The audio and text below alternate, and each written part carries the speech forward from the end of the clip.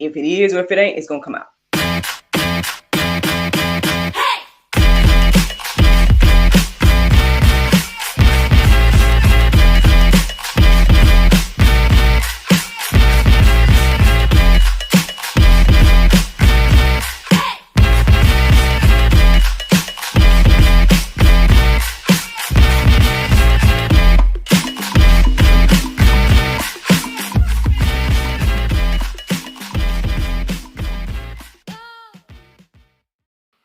Good morning, everybody. It's your girl, Miracle Sims, and you're listening to God, Sex, and Love. Your daily dose of inspiration to juice. It is Tuesday. I know that much. And it is November the 7th, 2023. And today the topic is Pray Today, Worry Tomorrow. Yes, happy Tuesday, y'all. Happy Tuesday. I hope you all had a wonderful Monday. Mine was just fine. Yes, mine was pretty much a chill day overall. Good quality time with me and my men folk. Yeah, that was the main thing. I mean, NJ took a class yesterday. I would say that, it seems like his memory and everything is going pretty good. I feel like his whole interaction in the virtual class is getting better and everything like that. And I say getting better in regards to like the fact that he's being more patient, and I'm not hearing so many of the vocal being super sad when he doesn't get chosen, and what I mean, just things like that. So super proud of him growing up, and everything. And so yeah, man, yep, great Monday. So y'all, I feel like this conversation today, pray today, worry tomorrow, it's a bit of a continuation from yesterday, I think. I would say that the inspiration came partially from the prayer meditation that I listened to this morning with the Soul Space app. Let me share with you guys what it was. So I ended up writing down the title for today's Soul Space app prayer meditation, and it was fear is the abuse of the gift of imagination. So I was like, that sounds good, and so I listened to it, and it's all about trusting God and focusing on today and not worrying about tomorrow and all that type of stuff. And I'm like, you right, Lord, like I said, I mean, again, with me talking about the whole being at the crossroads yesterday and all that type of stuff, and then today getting reminded to, hey, trust me and don't worry about tomorrow and all that type of stuff. I'm like, okay, well, Lord, I hear you, because I feel like this just kept being reiterated yesterday and then this morning. And so I guess the final thought for the Soul Space app this morning, it left me with this. It said, I will trust you in the very present now. And I'm like, there it is. There's today's topic, because even though there's a couple of things that came into my heart and mind, like right after I listened to the prayer meditation, that song Over and Over by Nelly came into my heart and mind. And I'm like, okay. Because one of the things I started to think about as I was listening to the prayer meditation this morning is this idea, or the fear that we have in our own minds. It's just all in our head majority of the time. Like, it's not even like reality, but it's like whatever we hype our mind to think like that our future might hold, or that the worst case scenario of whatever our situations are, right? Have you ever been there, feeling like, man, this is the worst thing ever, but then it's really all in your head. It's not really that bad, or whatever the case may be. But anyway, so I did go look up those lyrics this morning, and as I was reading them, it kind of made me feel like perhaps God was singing this song this morning. Probably not the expletives. I'm not saying all that, but I'm just talking about the parts about like, just, I guess, constantly thinking about us, and, we constantly choosing to go the other way, like we talked about yesterday in that other verse, and whatnot, the very first verse that I started with yesterday. And, yeah, so basically what kept being reiterated to me this morning as I was looking into all of this was this word worry. And I know we're all familiar with it at one point or another. I'm sure we've all have worried about something, and I know, again, I probably worried about the future a lot back in the day. And that's one thing that I can say that has shifted for me today, right? I don't do too much. I mean, sure, I plan and I think about stuff and, stuff like that, but worrying about it and stuff like that, I guess I just try my best to just focus on what's going on today. And so when I looked up the definition of worry, it says give way to anxiety or unease, allow one's mind to dwell on difficulty or troubles. And then I noticed that the second definition says the state of anxiety and uncertainty over actual or potential problems. So again, that made me think about everything that I had already just told you guys about. Again, a lot of the stuff is all in our head, right? It's not even a real problem. It's just the potential of a problem makes us worry and things like that. So what I hope is that today's conversation will be encouraging and inspiring to you to let go of the worries and what can we do when we start to feel like that and everything like that. I mean, obviously the title tells you, look, my new philosophy, that's not new at all, but I'm going to take it for today.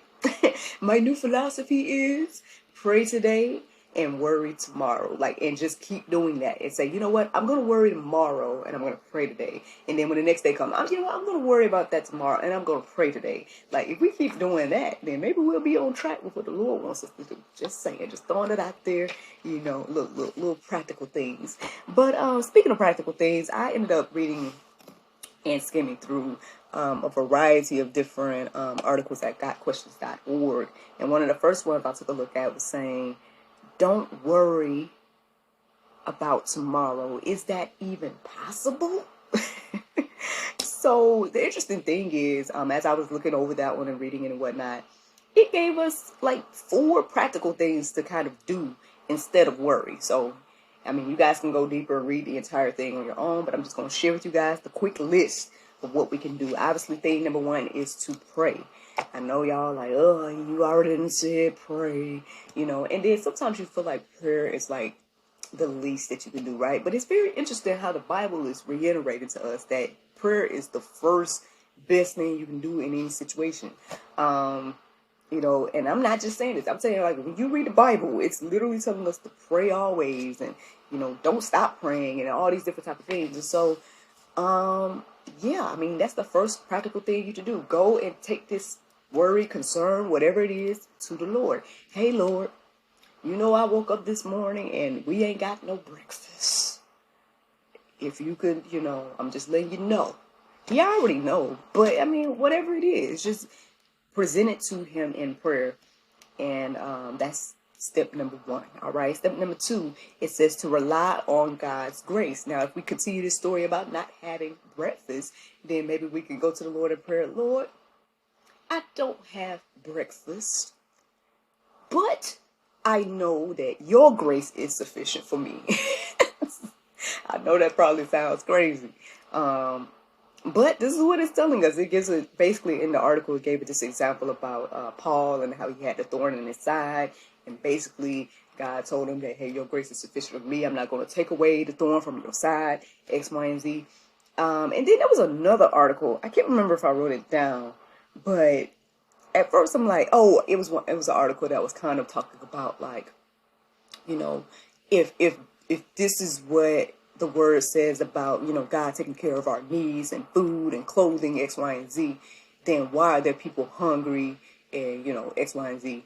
And I ain't gonna lie, I read the article and I just was like, it made me have more questions. I'm like, well, see, this is why people be doubting because, there are people without food or whatever the case may be. And I don't know if the article explained it to the best or whatever, and whatnot. But, I mean, you guys can go deeper and look up that article on your own. Like I said, it's at gotquestions.org. But, again, with number 2, relying on God's grace, it's something that we as believers is called to do. So, I gave my example of what that would look like in your prayer life and stuff. But yeah, it would be basically presenting to the Lord your issue, your problem, your concern. And then, but at the end of the day, understanding that, okay, regardless of if you handle this the way that I hope or not, I put my faith and trust in you and relying on you and your grace. So then thing number 3, it says to discipline the mind. We don't like to do that, do we? We want to let our mind roam and all that type of stuff. But it says, I mean, I feel like it's a good example. Go read the article, read all the extra things it had to say about it. But again, it said number 3 was disciplining our mind. And I would say that kind of starts with taking captive of those thoughts. Instead of allowing, for example, if we continue this whole example about the food and the breakfast, right? Instead of just allowing your mind to wander and just think about all the food and breakfast that you don't have and just going on that, take control of your mind after that. You know what? I done already prayed about it. The Lord got it under control. His grace is sufficient for me. Let me go forth and think about something else or do something else, whatever the case may be. Take, control of your mind. Discipline your mind. And then thing number 4 is, oh, my handwriting. I believe it was take action. You guys, again, y'all can read it yourself, but I believe that number 4 was to take action. So again, let's use this example about the breakfast. Lord, we don't have no breakfast, but I trust you and your ability, your grace is sufficient for me, even if I don't get breakfast.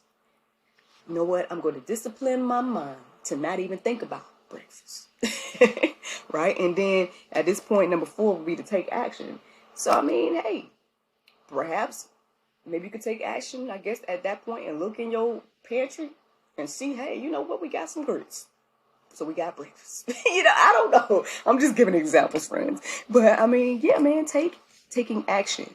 Again, it's not just dwelling on it. It's not just, again, faith will put forth works. Like, it goes hand in hand. So therefore, taking action could be literally, like I just said, like getting up off your feet and seeing what you do have, And then when you realize that, wait a minute, you know what? I do got this or that or whatever. Or, hey, you know what? I have this plow. Let me see if my neighbor, I'm going to go knock on my neighbor's door. Hey, neighbor, can I do a little work real quick? Can I do a little work? Then next thing you know, you got some funds to get what? Breakfast. I'm just saying, I don't know. This is the little example that the Lord has just given me. I hope that it encourages you and inspires you. But yeah, those are 4 practical things that we can do instead of worrying, right? Instead of worrying, let's try those things next time. Just saying. Now, again, there's a whole nother article that I came across this morning. It was called, What Does It Mean That Sufficient for the Day Is Its Own Trouble? You guys can go deeper about all of that. Plenty of other verses and stuff as well. But let me get into some of these verses that stood out to me to share this morning. So Romans 12:12, it says, rejoice in hope. Be patient in tribulation. Be constant in prayer. So there you go. I mean, again, as believers, we are not like, I guess, unbelievers that don't have hope. At the end of the day, we know that God is in control. We do understand that, hey, again, everything might not happen and look the way I think it should happen and look. But at the same time, if I'm going to be a believer in the Lord, then I'm going to have to trust and believe that He has my best interests and heart and mind, and that He has it all under control, and that His plan is better than my own. That can go deeper about all of that, but let me give you guys another verse. I mean, I already talked to you guys about being constant in prayer, and again, the Bible is very clear about, like, always be praying, So I guess that's what the true ABP is. Instead of always be promoting, it's always be praying. So, I mean, I and again, if you do those things, then you can be patient in tribulation, because you're trusting the Lord. You're not trusting in your own, yourself or any of the things. You're trusting the Lord in the midst of the tribulation. So, broke down that verse. I hope that encourages you and inspires you. So then John 16:33 stood out to me this morning, and I wrote that one down. It says, I have said these things to you, that in me you may have peace. In the world you will have tribulation, but take heart, I have overcome the world. So we just talked about being patient in tribulation, right? Well, here goes something that might be pulp, but here it is. It says, in the world you will have tribulation. It didn't say you might have a little bit of tribulation. No, it said in the world you will have tribulation. That really stood out to me this morning. I just was really thinking about it because, again, I feel like I talk about this all the time, but here it is, friends. I don't know why we think we can or should go through life without ups and downs, and tribulations of suffering of some sort. Again, Christ went through it himself from the moment he was conceived, really, to, and everything like that. So, I mean, in this current world and state, I think it just would just be wise for us to understand that we're going to go through tribulations of some sort. But that is not where things end for us, right? If we are believers, we understand that, hey, this is just temporary, what's going on here. Again, like maybe the reason we, and I don't know, I feel like I keep saying this, but here it is, I don't know. Maybe the reason why we keep feeling like there is something wrong with the suffering, or feel like it's not right, or the justice, or whatever the case may be, is because technically we wasn't supposed to be living that way. According to the Bible, we were supposed to just, live like God, be in his presence, things of that nature. But obviously we understand with the fall and Adam and Eve, X, Y, and Z, that shifted and changed things in the world. So, maybe deep within us, we know, right, that we weren't really supposed to live like this. And so maybe that's why we can't, it's hard to be like, dealing with the tribulations or suffering and whatnot that we deal with. But on the flip side, again, if you just go ahead and just read the word, just go ahead and just get into your heart and mind that, hey, you know what, there's going to be suffering of some sort. There's going to be tribulations of some sort. The Bible tells us this. It said will. It doesn't say maybe. So it just, I don't know. Like I said, I think there's something to just understanding that part, right? But then along with that, also understanding that we have hope. We can still have peace in the midst of tribulations and all those different type of things. And he's literally saying here in this verse that, hey, I'm letting you know these things so you can trust in me and so you can have peace, and everything like that. Because I've overcome the world already. I've already won. So I hope that encouraged you and inspires you this morning. Let me give you guys another verse. It's Matthew 6:33 and 34. It says, but seek first the kingdom of God and his righteousness, and all these things will be added to you. Therefore, do not be anxious about tomorrow, for tomorrow will be anxious for itself. Sufficient for the day is its own trouble. So my new philosophy, y'all, is look, pray today, worry tomorrow, and keep on doing that. You know what? The next day come, you know what? I'm going to pray today and worry tomorrow. Next day come, I'm going to pray today and worry tomorrow. And I guess, again, the more we do that, the more we'll be in alignment with the Lord's word and everything like that. And I guess ultimately that is the juice. Now, if you do want to worry about something today, I can give you guys something to worry about. You can worry about whether you are in right standing with the Lord. Because actually the very first article that I came across this morning at gotquestions.org was, what does it mean that today is the day for salvation? That's something you can go ahead and think about today if you want to. Very important choices and whatnot, And if I needed to go ahead and get any extra confirmation, the Bible verse of today turns out to be none other than John 16 and 33, what I already shared, but I'm going to read it again. It says, I have said these things to you, that in me you may have peace. In the world you will have tribulation, but take heart, I have overcome the world. Friends, I hope you all enjoyed this juice this morning. Thank you so much for listening to God, Sex, and Love, your daily dose of inspiration, the juice. I pray you guys can go forth and have a wonderful day, and I look forward to talking to you all tomorrow, if the Lord's will. Bye-bye.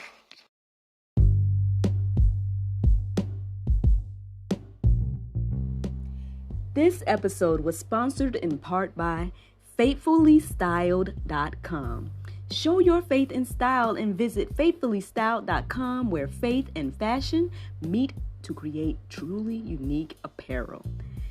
You know what? I'm on their website now, and look, one of their shirts say, if you want to impress me, bring me Chick-fil-A on a Sunday. Oh, I love these. So order me one right now and visit FaithfullyStyled.com to get your apparel today.